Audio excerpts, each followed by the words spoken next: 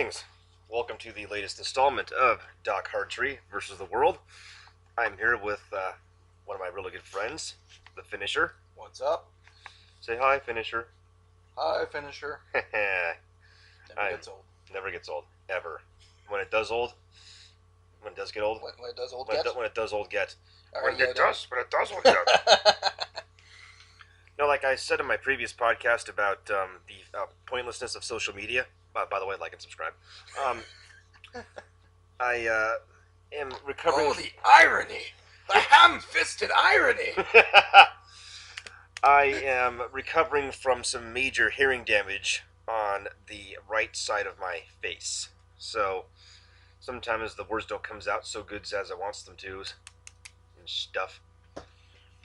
Anyways, so this was going to be part of an installment of podcasts that a friend of mine, we'll just call her SRJ, tagged me in. And instead of it being a writing contest, it was going to be a podcast thingy because that's what I wanted to do.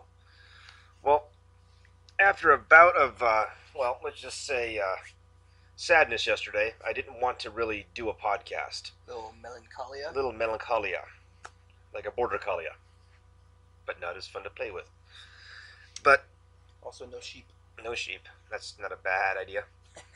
Anyways, I was going to double up a podcast today, but the two subjects I had to choose from or to combine were my first memory and my first kiss/love. We're here doing mail bond and stuff, doing mail time, and I'll tell you what my first memory is. My choo-choo train shirt being put over my body when I was 1.5 years old. Huh. Well, yeah. That's kind of further back than I can remember. I think the earliest memory I can think of is watching my mom play volleyball in the Chatsworth High gym. She wasn't in high school at the time. Ah. Just so you know, that would be kind of weird. Not nowadays, dude. Not nowadays. That's true. Babies having babies. So, there's that. So there, boom. There's first memory. Yay. Yay, out of the way.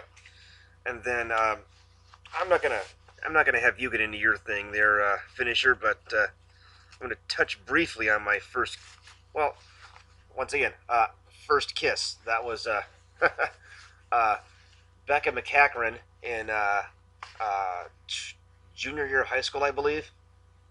Done. Sounds fun. Yes. Then after that was first love. Well, due to some issues currently going on in my life right now, it's been recommended that I no longer speak of my first love. And it's sad. We're going to leave it at that.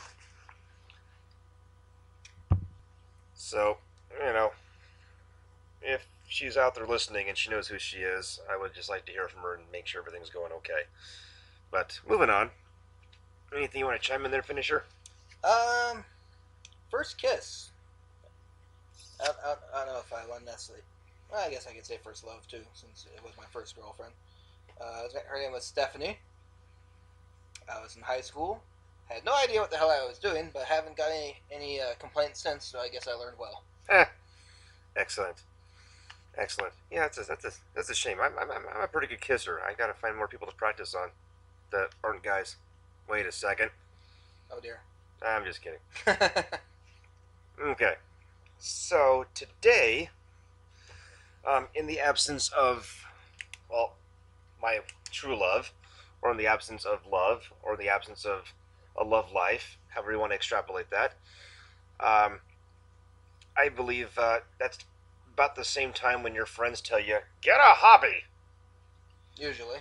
Do something with your life. You're just sitting around crying all day. Get a hobby. Not that I cry all day, but, They talk in that voice, though. Even Yes, if they they do. don't normally talk like that. Get a hobby. Get a hobby. Go outside. Go outside, climb a tree, plant a dog. Wait a second. Oh dear. Plant a dog tree. That'd be terrifying or interesting. Woof. Ah! It's sprouting. If you take a dog off it and throw it, would another dog play fetch with it? Ooh. And here we have a pair of ducks. A paradox or a pair of dogs? Pair of dogs. Ha! High five. Audible high five. Okay. So, one of my biggest hobbies I thoroughly enjoyed doing before I unceremoniously was relieved of my belt sanders and other equipment was I used to love making LARP weapons. Um, Yep. and I happen to think I was pretty good at it. Some of my work. As someone who used a lot of those made weapons, I can attest to how useful and durable they were. As a matter of fact, I think you made one of my first swords I ever had, besides the one that I made that broke halfway into the year. Eh. Lovingly called the Bone Sword. That actually still works to this day. I could go use it, though it has a little rattle to it, but it still works. Well, a little rattle is part of the charm because, well, two things. One, the rattle, and then two, I believed I melted down a vertebrae of a. I melted down the vertebrae of a Halloween skeleton and wrapped it around the handle to make it kind of bony looking. Yes, I remember that. And good sword. I had a couple of experimental designs that were experimental. Didn't really touch. Hence the experimental. Yes, part. Didn't do so well. But all the stuff that I was commissioned to make, as well as some of the stuff I sold on Etsy and just some of the stuff I made for my friends, lasted.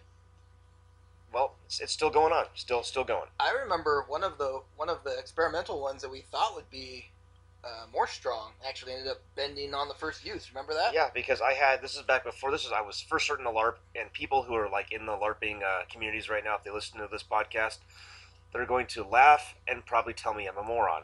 But you live and learn.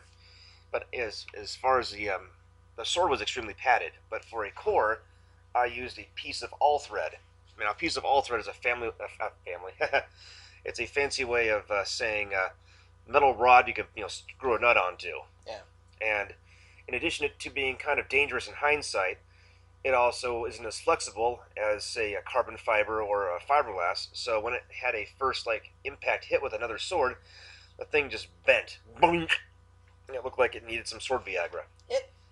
I don't think it was actually heavy enough to be dangerous, despite what some of the other LARPers out there might say. It was padded enough, but the mere fact that the very first hit that it came in contact with, which probably had a freaking fiberglass core. Yes. The sucker just bent in half was just kind of like, oh, well, that's not going to be very useful. And so now on the rare occasion I get to make one ever again, I typically use the all threading for counterweights in the handles. Yeah. Which is a very good thing I've noticed, and you get far less complaints. And also, if you have, depending on the size of the all thread, if you screw on extra nuts, they become counterweight for the handle. Right. So, that being said, one of these days, if I get my belt sanders back, or if I just have to suck it up and buy more belt sanders, I would love to start making LARP weapons again. I think that was a weird thing because it's on a very rare occasion that someone actually stumbles into a hobby and starts doing pretty well from the get-go. Yeah. And if you look at some of my work is on the Facebook page Maker Maker. That's MAEKIR, then Maker, MAKER. Hasn't been updated for a while, but there's pictures on there, and you can see some of my stuff. I got that. It was a clever company name because Maker or Maker. It was a good play on words, wasn't it? Yep, is the M funky but at the risk of running into a slight tangent combined. Here. Bottom line is KIR. And like Old Norse, saying, it was kind of odd to actually so succeed sword maker something was having Norse, been only attempting it for I was very proud of myself a relatively short period of time. A lot of my early work, like we were saying, is still functional, and it was just the right combination of functionality and looking good. And don't get me wrong, once again, on the Maker Maker website, I was able to do custom orders. Pretty much, if you wanted a giant foam club, I could accommodate.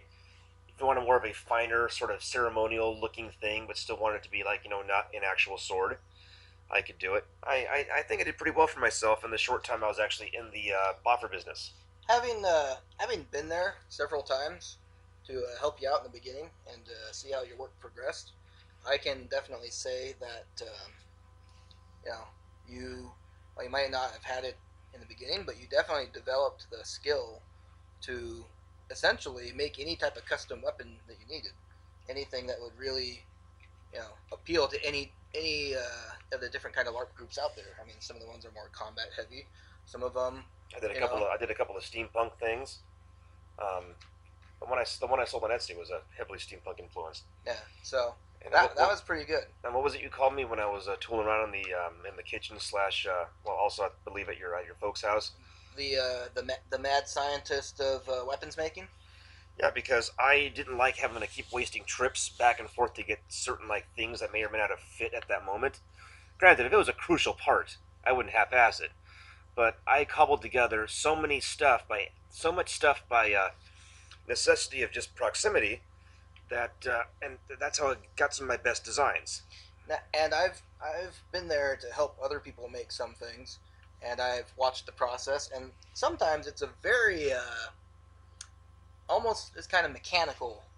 If you feel free to supply the word if you can think of what I'm trying to Automated, say. mechanical, Standardized. Almost everything's standardized. Everything's the same all the time. And with Doc here, yes, he can do that. He's got the capability. But the cool thing was that he could make a quality weapon with essentially what he happened to have on hand that day. I made so many weapons out of scraps. And I know he personally made a bunch of stuff for me that way, and I've I've always been very happy with his work. Some of my most prized LARP weapons are things that Doc has made for me. I thank you, Finisher. Anytime. I've got a couple of swords still floating out there in the ether. I forgot who the final owners were, but I'm sure they still appreciate them. Um, but side tangent here. But yeah, so that was one of my first passions that I fell into and just loved immediately. I mean, granted, I'm an amateur writer, amateur artist, but Amateur podcaster. Amateur podcaster. But going into the LARP weapons racket, it just felt right. And maybe when I get some stuff in my life reprioritized, I'm going to definitely revisit that and make it probably a better tool. One of the things, I mean, LARPing, I think, gets kind of a bad rap. There aren't really any good LARP movies out there, and there aren't really many things that like portray it in a good light. Because I was told by several people that, oh, well, like, if you thought role models was stupid, you've got to watch Knights of Badassdom because that's the ultimate like LARPing experience movie. No, LARPing Knights of Badassdom is also very critical of LARPers. Yeah, very very much so. I mean, granted, there were some good parts to it. Yes, but the two main characters who quote unquote survived the experience, the moral of the story at the very end is so and so and so and so never LARPed again. Yeah, it was like, okay, well, that's way to go.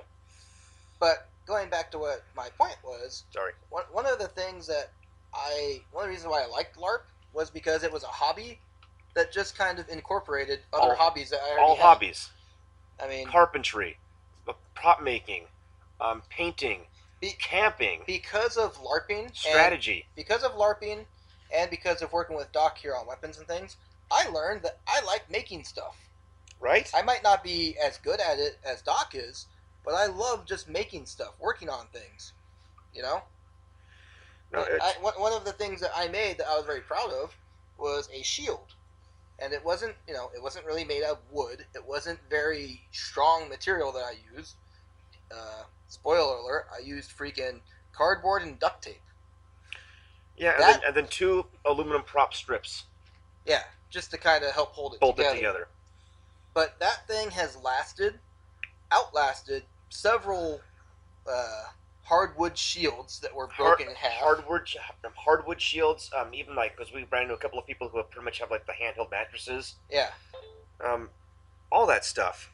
So, yeah, I mean, you never know how good you are at something unless you try it. And it also reminded me of a hobby I used to have, like from back in the day in Boy Scouts, which was archery. And it's something that we didn't get to use too much in LARPing because it's kind of a pain in the butt to get the LARP arrows. Well, it's a hardy safety hazard, and I am, and I don't fault people for this because I mean, you're squishing the daisy. Sorry, for those of you, I almost sat on the Chihuahua. Yeah, it's one of my Hounds of Doom. Yes. But what was I saying? Safety hazard. Safety hazard. The problem is LARP arrows have to be made to a certain specification, because if they aren't made to a certain specification, they can kill you. Bottom line, Or at least hurt you, rather. hurt you badly. Because the maximum bow strength is what's supposed to be like 30 to 35 pounds, Something like that. So Mostly, I think the danger really comes from people half-assing their ways through making a lot of exactly, arrows. which I would never have done. But if you were to do. just take a regular arrow and not take off the actual arrowhead that's on there, and most of them are removable, by the way, so people who don't do this are freaking fuckers. Excuse my language. If as long as you take off the actual arrowhead and you pad up the front enough and you make sure it's big enough so you can't get in someone's freaking eye socket, you're generally okay. Generally okay. But because people half-ass things or try to get lazy and don't do it, you can't trust their work. Yeah. So we, in any of the LARP groups I've ever been a part of, we just kind of didn't really use arrows too much because of that. Yeah, because the burden of the arrows fell onto me and somebody else, and at that point when we were really quick aside here, when we were trying to kind of incorporate ourselves into other groups, one of the things that kept coming up constantly was different groups loved to tout the merits of their arrow specifications to where nobody agreed on anything, so we just kind of just left the arrows out of the equation. Yeah, we focused on melee. Mainly melee. We had a good magic system brewing too, but that's a whole other system for a different day. But going back to the whole archery thing, just the fact that archery was a part of medieval warfare, and in LARPing, we tried to incorporate as much of the medieval warfare as we could. So that kind of reminded me that I liked archery. So my dad had a metal bow that he had from a long time ago, and I found it, and he basically gave it to me, which was pretty cool. And after he did that, I figured, well, I got a bow now. So eventually, I got a bowstring. And after I got a bowstring, I'm like, well, now I need arrows. So I got arrows. And then after I got arrows, I'm like, well, I need something to fire at. So I made myself a target and have been kind of practicing with it.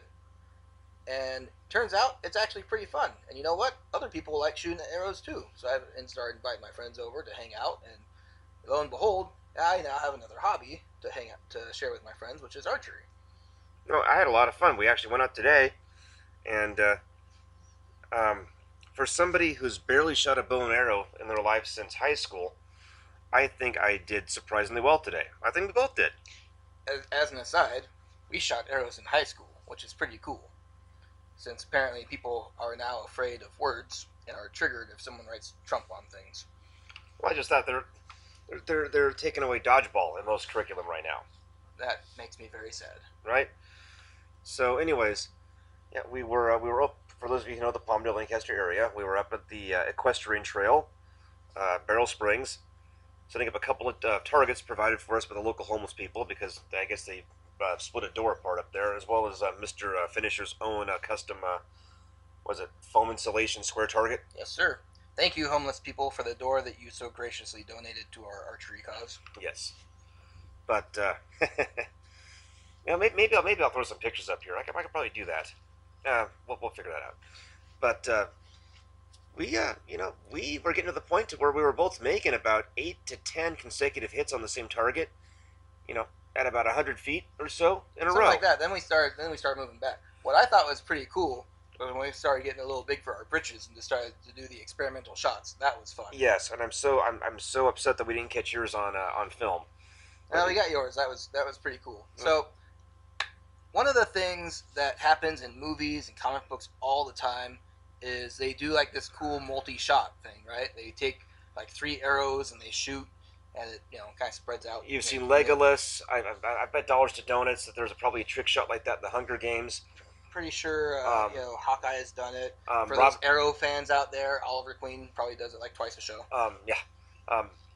Robin Hood, Prince of Thieves. That was the quintessential thing where he had to. Anyways. Right.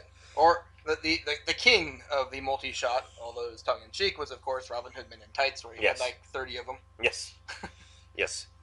But so I shot off a 2 arrow multi-shot, And they both found their mark, surprisingly enough. One of them actually stuck in a target. The other one hit the target but bounced off. I still count that as a hit because that's still going to ruin someone's day. Yes. And into nice soft fleshiness, it probably would have at least nicked him. Definitely would have. Now, after Doc hit that shot, and I hit a couple, I hit the target a few times, and I was thinking, okay, well, if he's going to do that shot, I need to do the awesome Hawkeye / Oliver Queen no-look shot at the target, which I did, but neither one of us thought this sucker was going to hit the mark, so we weren't videoing or anything.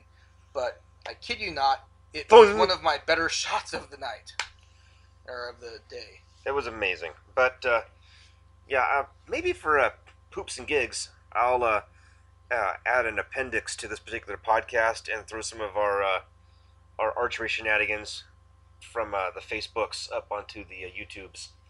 Because there's also a really funny incident where you managed to inadvertently pull a Zack Snyder, so where you recorded the most you recorded the most mundane aspects of me taking a shot in slow motion. So it was Doc's turn to shoot, and he wanted me to take a slow motion shot.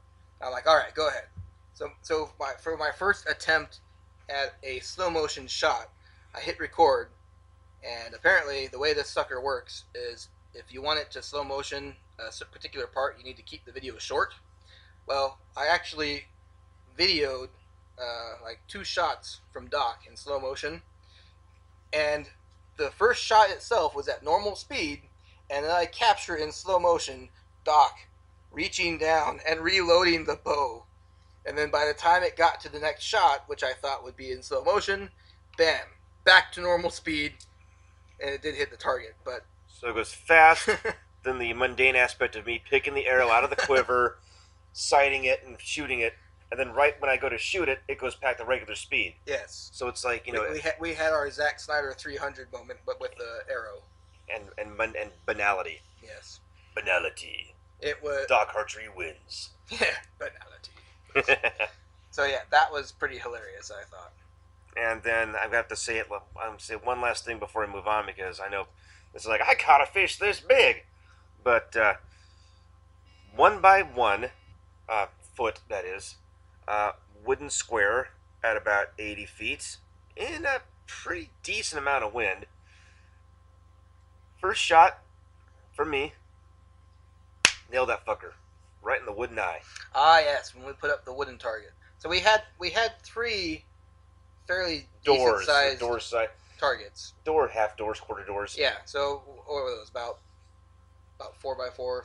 Let's round it up. Let's 4 by 5 to 3 by 4. Yeah, just kind of big sections, right? And we were shooting at those from a fairly good distance. We did move up a tad bit when we brought out this little wooden frame, it looked like. And Doc actually hit it on the first try, which is pretty cool. And after that, I declared us done for the day. For the day. Right. We are done! Now, what I find funny about that, though, is that about a week prior, at another friend's house, using the same bow, same arrows and everything, he had a little foam head that we had set up. Foam head that I had lovingly purchased for someone I used to be close with a while back. Someone that you used to know? I hate the fact that song now resonates in my fucking psyche. And now it's in your head. And now, dear viewer, it's in yours. You're welcome. Oh, God. That, and on a side note here, I am not a huge fan of Bullet for My Valentine. But now whenever I hear one of their songs, I'm like, I get where this is coming from. Why? No! Mediocrity! But back to the foam head. Yes. So we had set it up. Foam head. Yes. Oh my. We had set it up, and this was just like this, again, it was kind of like the last part of the day, and I had shot it, and I actually hit it in the right eye. Now, fast forward as opposed back to the wrong eye? Ah. Uh-huh. Yeah. Now, fast forward to today. If you were to look at where Doc hit that little wooden frame, it would have been in the exact same spot that I nailed that foam head, which I found hilarious. Nailing the foam head. Nailing the foam head. Come here, ghoul! Thank you, Team 4-Star. But, so it turns out, I'm getting the hobbies back again. I've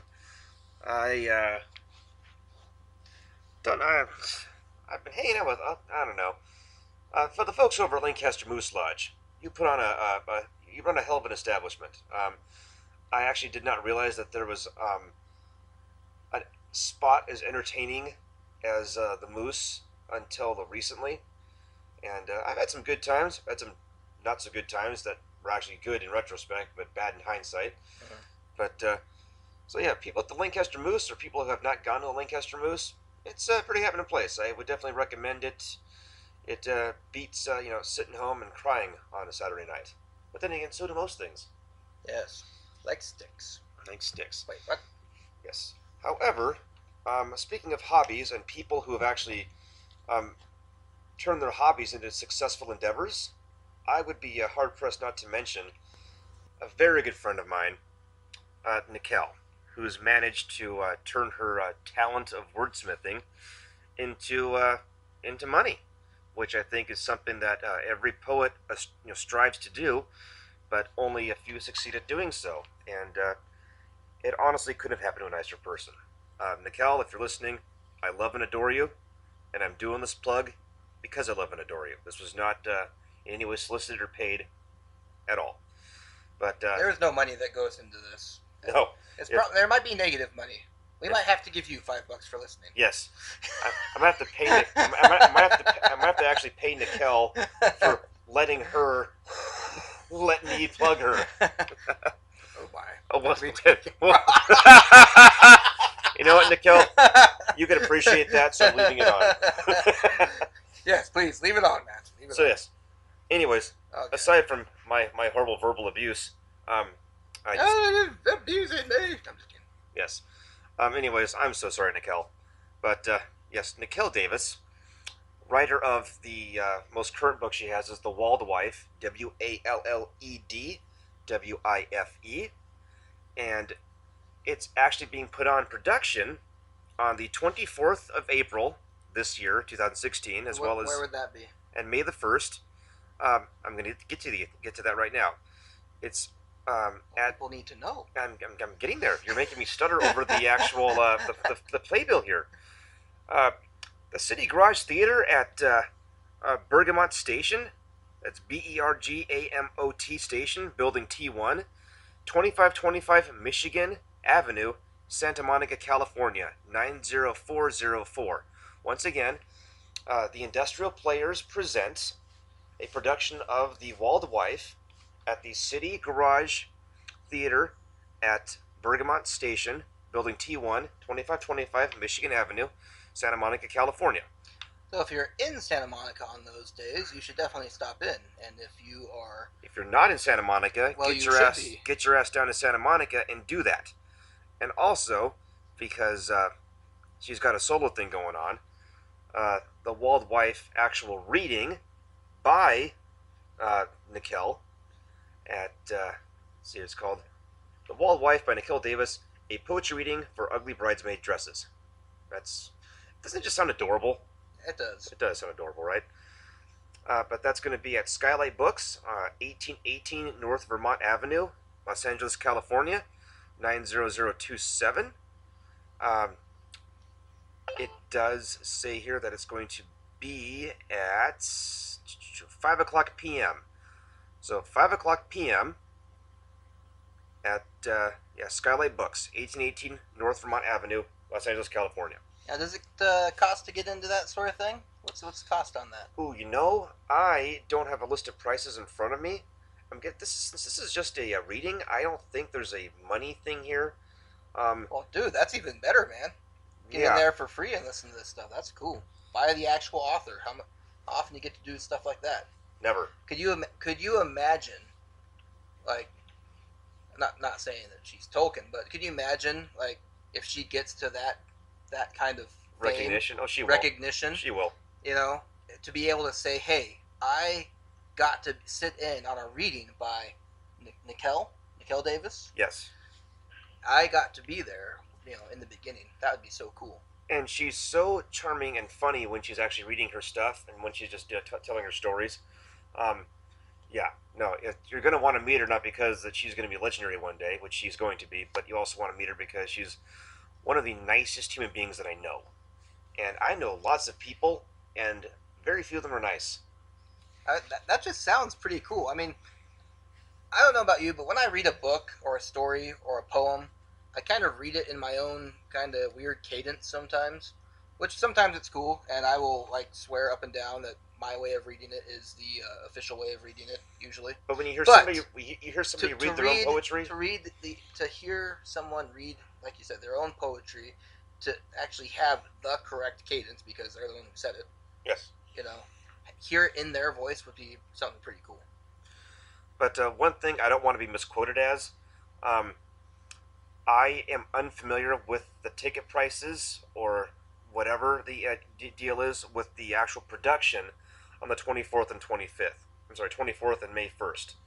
So if you want to check out the Wall to Wife production on Facebook, or also just check out the City Garage Theater, Santa Monica, and just double check there with the ticket prices. Um, if I speak to her and get a correction, I will certainly post it in a little appendix to this music video. And when it comes to prices, don't take our word for it. Music video. I meant podcast. Same thing. Because I'm sure there's some music on here. Poetry is musical. Yes, sometimes. So now, she would be a pretty cool person to ask, or because there's that quote, like if you love your job, you never have to work a day in your life. And I imagine that she would be able to relate with that. yes, yes. She's also, though. I mean, don't get me wrong. Wonderful poet, wonderful person. But like anyone else who's smart when it comes to like putting your craft out there to make you money, she has a day job. She is an English teacher at a local private high school. Oh, that's good. So, but still, yes. I mean, I guess what I'm trying to say is like when you love what you're doing, you have to work at it, but it's not the same. I can't imagine the rush that she or anyone else feels when they get a notice in the mail or whatever saying, "We want to pay you to do what you do best. That we want to pay you to do your hobby or your way of life. For us." That would be like Sean Connery funding Maker Maker. Yes. And then saying, "Oh, by the way, I want a private piece for you to custom make for me." I want you to make a custom axe in the shape of a 5-finger kiss. By the way, if Sean Connery happens to listen to this, I don't know why he ever would, but if he does, and he wants a foam, or heck, even if he wants a real sword, if he wants us to make anything, we will do our best to do it. I will make whatever Sean Connery asks me to make. It would be a cake, a sword, sweet love to a I don't know, Tahitian woman preferably. There you go. But yeah. But what if Sean Connery wants you to make a cake and then come out of it holding a sword? Yes. It's Sean. it's Sean Connery. You don't say no to Sean Connery, or he will find you. If Sean Connery wants us to shingle his roof, we will. Hot shingles. Hot shingles. But what are you lads doing on my roof? I thought you were going to bring women. Oh! Those kind of shingles. Hot shingles. Oh, I feel silly. We'll go out right now, Mr. Connery. We'll be right back. And our pickup line for the night will be, "Would you like to hang out with Sean Connery?" Because that's what we're going to. That's what we're going to do. Once his appetites are satiated, he said we may have a go with thee. Oh gosh, Nikel, please don't hurt me for this horrible segue I did from your beautiful poetry to Sean Connery jokes. I'm really hoping if you're listening to me right now, you're laughing, because the alternative is you're very upset. Well, we're definitely laughing. Yes. At Sean Connery. At Sean Connery. And the shenanigans that we hope to have with him sometime. But for actual closer shenanigans that might actually make you smarter. Closer, you say. Make sure you check out the venues and stuff I just pointed out to with Nikel. Yes. Thank you, Nikel. So, Whew. awkward segue. Now definitely separating it from Sean Connery, Nikel, and the rest. I actually really wanted to see, one of the things I liked about being a metal nerd. That's another thing. I would have loved to be able to. I would have loved to play heavy metal for a living. I had a tragic story involving some musical equipment and just the lack of the will to go on, and just you know didn't work out. Was not in the cards. But all that being said, uh, as a fan of Iron Maiden and the subgenre of metal that they helped create, power metal, I through a roundabout way, actually by seeing them in concert opening for Iron Maiden and later on Iced Earth, I became fans of a musical group called Sabaton. And like every other band I like, I tried showing it to my friends, and some of them took to it, some of them didn't. The finisher, I think if he actually would ever get a tattoo with a band's name on it, it probably would be a Sabaton tattoo, probably somewhere that the ladies can see it tastefully. Yes, that that Not is somewhere the definitely ladies true. could taste.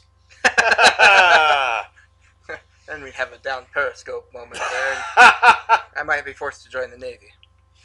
But sail the seven seas. so yeah, I my biggest interaction with metal, most of what I came to know about metal, came from Metallica. See, I got into heavy metal relatively late in my life compared to most metalhead friends I know. I'm about 96 or so, maybe 95. And anyways, this was also around the advent of the internet. And with the advent of the internet, I through IRC chat rooms. You remember those? They were a predecessor to AOL.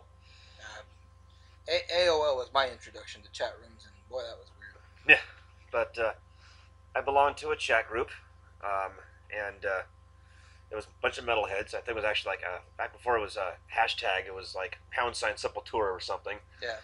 And remember the guy's name was Insane555, and he would send us demos of bands like Blind Guardian and Amorphous and Iced Earth and stuff like that. And I had a very well versed metal collection. I think I got half the Antelope Valley into In Flames. At least I want to say that was me. I was listening to Amon Amarth when I was still a sophomore in high school. If you can imagine that. This would be around the same time where I happened to I thought that metal was basically Metallica, as I've already mentioned, and Slayer. So that was I thought that was like the two norms. So part of me inadvertently like broadening my horizons at such an early age. Um, I saw this band. I didn't quite get what their name was because they were the opener for the opener for the opener of a Maiden show I went to. I think in 2012, back when they played the Samuel Amphitheater. And I found out later on that they were Sabaton. And then it just so happens that later on, well, not that year, but like, well, that touring year, because in January of 2013, me and the wife went to a Iced Earth show, and I had recently gotten her back into Iced Earth after I'd even taken a break from them for a while. Because they had a CD called Dystopia that was amazing. And it just so happened by sheer coincidence that the opening band or the co-headliner for Iced Earth was Sabaton. And I had almost never had so much. Don't get me wrong, Iced Earth was fantastic, but I had never had so much fun at a show as I had during that show because it was Sabaton going into Iced Earth, and Sabaton they're technically classified as power metal, but they bop around on stage, and it's almost been like at a punk show. There's like a camaraderie. Like you might get your ass knocked down in the mosh pit, but they'd help you back up. Um, Not a single person in that stage or in that area was standing still, and so it was after that show I started listening to their music a lot. This was off the Heroes tour on the U.S. side of things. Oh, that must have been a good show. It was a good show, and it was actually right before the album release, so I got to hear them perform "To Hell and Back" before they'd actually performed it, before I actually even heard it on CD. Nice. So good show, and then I proceeded to get all of my friends who listened to them in on them. There's a couple of bands, Iced Earth and Blind Guardian, that a lot of my friends liked, but they were mood music. You kind of had to be in the mood to listen to them, obviously, hence the name. But Mood music. But Sabaton would put you in a good mood, regardless of what mood you were in, and you also would learn stuff. That's what got me, because when Doc introduced me to Sabaton, I was kind of like, I'm not really a metal guy. I'm not into metal music, sort of thing. Just not the kind of music I usually listen to. And then he put on To Hell and Back. Yep. And I'm sitting there and I'm listening to the song because it has a little western flavor to it. It starts out with like a kind of whistle that you'd hear at the beginning of a Yep. a John Wayne movie. And I'm listening, I'm like, this is interesting.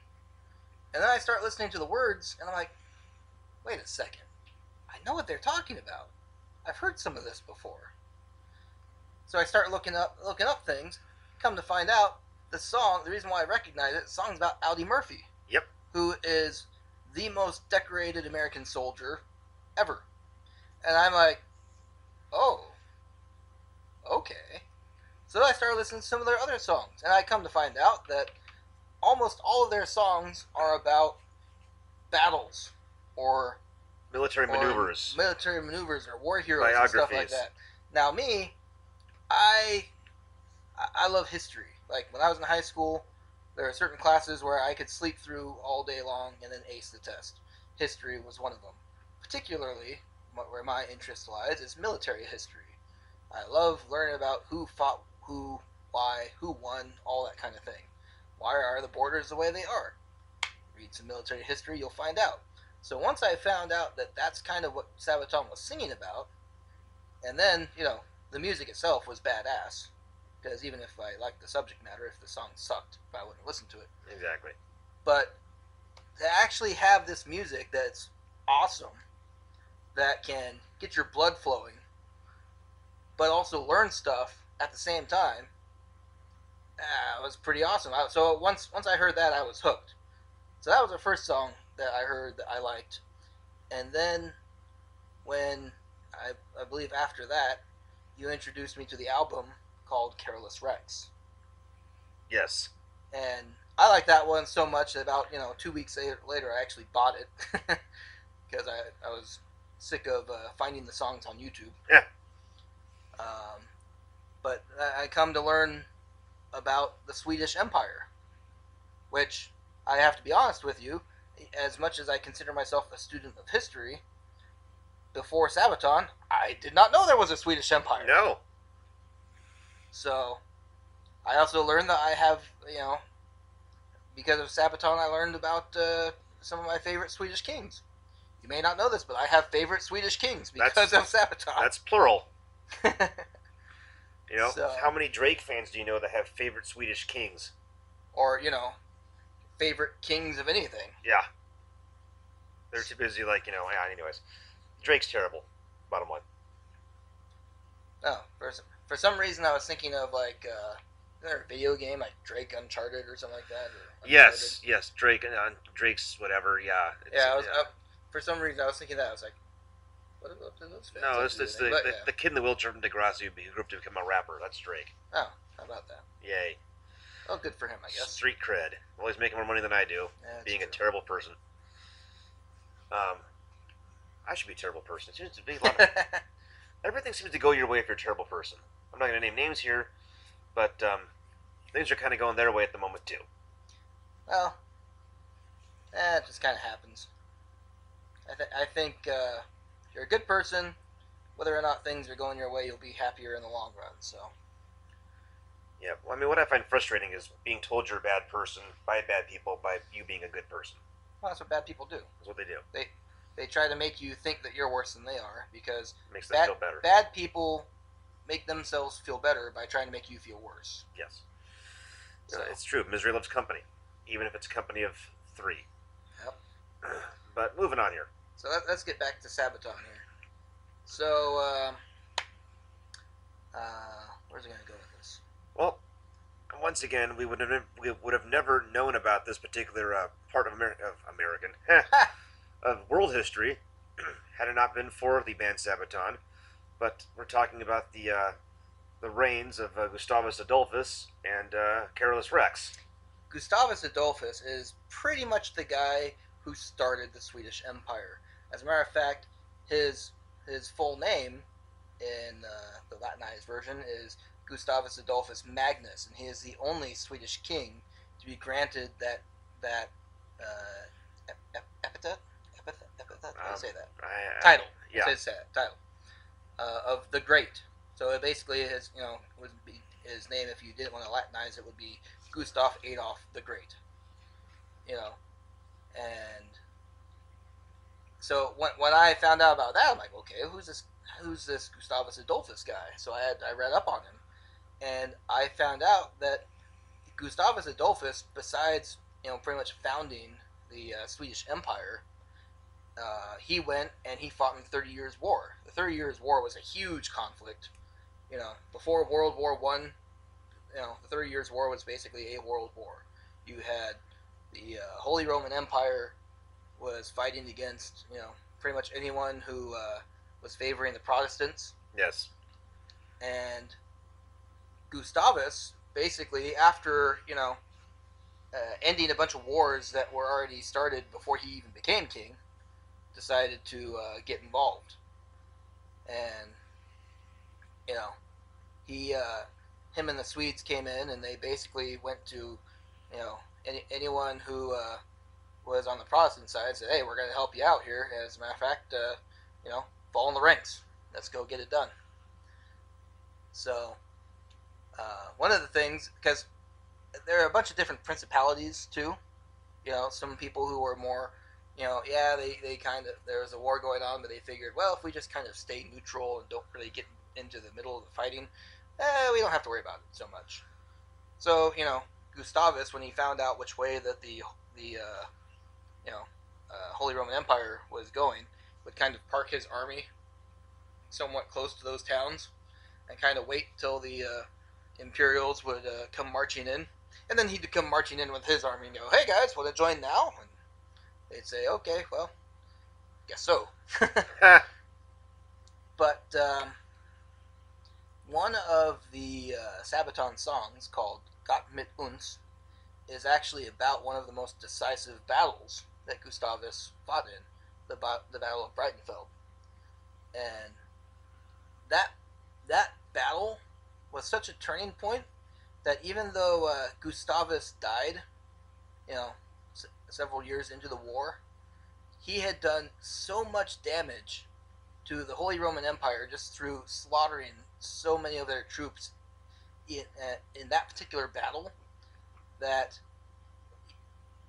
he basically made it possible for the other Protestant factions to even fight against the Holy Roman Empire.